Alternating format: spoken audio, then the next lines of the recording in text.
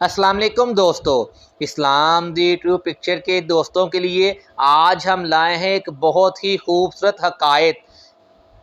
دوستو، آج کی حقائق میں مرد اور عورت، میاں اور بیوی کے لیے بہت خوبصورت اسباق ہیں، تو امید کرتا ہوں پہلے کی طرح آپ آج کی ویڈیو کو بھی مکمل دیکھیں گے۔ تو چلیے ویڈیو کو سٹارٹ کرتے ہیں۔ حقائق ہے کہ بنی اسرائیل میں ایک شخص تھا جو بہت عبادت گزار تھا۔ عبادت کی وجہ سے اس کے چہرے پہ اللہ تعالیٰ کی طرف سے خاص نور تھا۔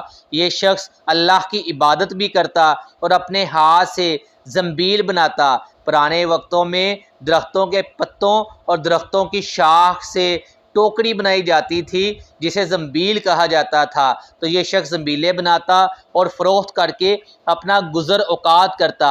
ایک دن وہ بادشاہ کے دروازے پر سے گزرا تو بادشاہ کی بیوی کی خادمہ نے دیکھ لیا۔ جا کر ملکہ سے کہنے لگی کہ یہاں ایک ایسا شخص دیکھنے میں آیا ہے کہ آج سے پہلے اتنا حسین شخص کبھی نہیں دیکھا، وہ زنبیلیں فروخت کرتا پھر رہا ہے۔ تو ملکہ نے حکم دیا اسے میرے پاس لے آؤ۔ جب اسے ملکہ کے پاس لایا گیا تو بس دیکھتے ہی رہ گئی اور اس کے حسن پر لٹو ہو گئی۔ کہنے لگی زنبیلیں پھینک دے اور یہ چادر سنبھال، اور آج کے بعد تجھے زنبیلیں بیچنے کی ضرورت نہیں ہے اور میرے پاس آ جا۔ عابد نے بار بار انکار کیا تو ملکہ نے کہا اگر تم میری حاجت براری نہیں کرے گا تو یہاں سے جا نہیں سکے گا۔ اس نے حکم دیا کہ محل کے دروازے بند کر دیے جائیں۔ عابد نے یہ حال دیکھا تو پریشان ہو گیا۔ اس نے برائی سے بچنے کی ترکیب سوچنی شروع کی۔ بالآخر اسے ایک ترکیب سمجھ میں آئی تو اس نے پوچھا کہ مجھے حاجت ہے تو میں قضائے حاجت کے لیے کہاں جاؤں؟ تو ملکہ نے کہا کہ محل کے اوپر چلے جاؤ، اوپر جگہ ہے، اور باندی سے کہا کہ اس کے لیے پانی وغیرہ لے کر اوپر چھت کی طرف سے لے جاؤ۔ تو وہ شخص چھت پر پہنچا اور دیکھا کہ محل تو بہت اونچا ہے، ایسی کوئی چیز نہیں ہے کہ جس کے ساتھ لٹک کر وہ نیچے اتر جائے۔ تو اسے اپنا پلان فیل ہوتا ہوا نظر آیا۔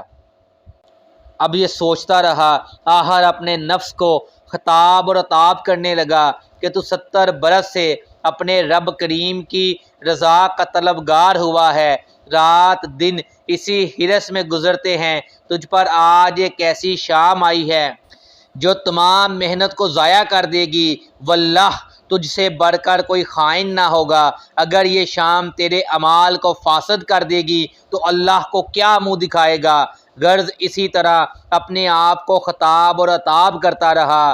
حضور صلی اللہ علیہ وآلہ وسلم فرماتے ہیں کہ اس کے بعد جب اس نے بلندی سے کود جانے کا تہیہ کر لیا تو اللہ تعالیٰ نے جبریل علیہ السلام کو ندا دی، انہوں نے لبیک کہہ کر جواب دیا۔ ارشاد ہوا میرا بندہ میری معصیت اور ناراضگی سے بچنے کے لیے جان کی بازی لگا رہا ہے، جا اپنے پروں سے اس کو تھام لے اور اسے ذرا بھی تکلیف نہ ہونے پائے۔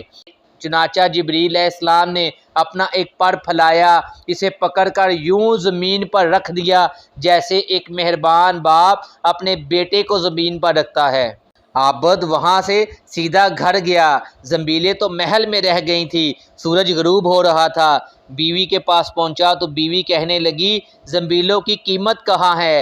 کہنے لگا آج رات یوں ہی ذرا صبر سے کاٹ لیں گے۔ پھر کہنے لگا اٹھ کر تندور میں آگ جلا دے، ہمسائے ہمارے تندور میں آگ نہیں دیکھیں گے تو نامعلوم کیا کچھ خیالات دہرائیں گے، خواہ مخواہ انہیں پریشان کرنا اچھا نہیں۔ بیوی نے اٹھ کر تندور میں آگ جلا دی، خود واپس آ کر بیٹھ گئی۔ ایک پڑوسن آگ لینے کو آئی، پوچھا آگ ہے؟ جواب ملا آگے بڑھ کر تندور سے لے لو۔ یہ عورت آگ لے کر واپس ہوئی تو گھر والی سے کہنے لگی بہن تو یہاں بیٹھی باتیں کر رہی ہے، ادھر تیری روٹیاں پک چکی ہیں بلکہ جلنے کو ہیں۔ عورت نے اٹھ کر دیکھا تو تندور بہترین روٹیوں سے بھر رہا تھا۔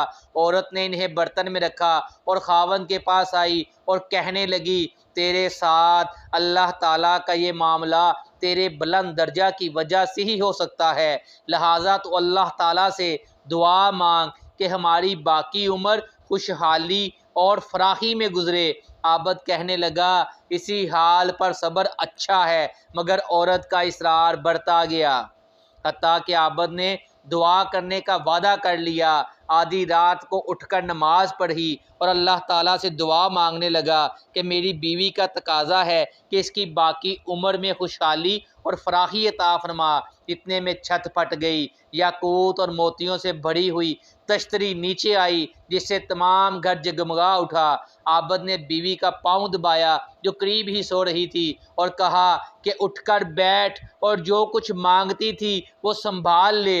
عورت بیدار ہو کر کہنے لگی اس مقصد کے لیے تو نے مجھے نہ ہی جگایا ہوتا تو اچھا تھا، میں خواب دیکھ رہی تھی، سونے کی بہت سی کرسیاں بچھی ہوئی ہیں جو یاقوت سے بنی ہوئی ہیں مگر ان میں سوراخ ہیں۔ میں نے پوچھا یہ کرسیاں کس کی ہیں؟ جواب ملا تیرے خاوند کے بیٹھنے کے لیے ہے۔ میں نے پوچھا یہ سوراخ کیا ہے؟ جواب ملا یہ وہی نقص اور کمی ہے جو دنیا کی جلد بازی کی وجہ سے واقع ہوئی۔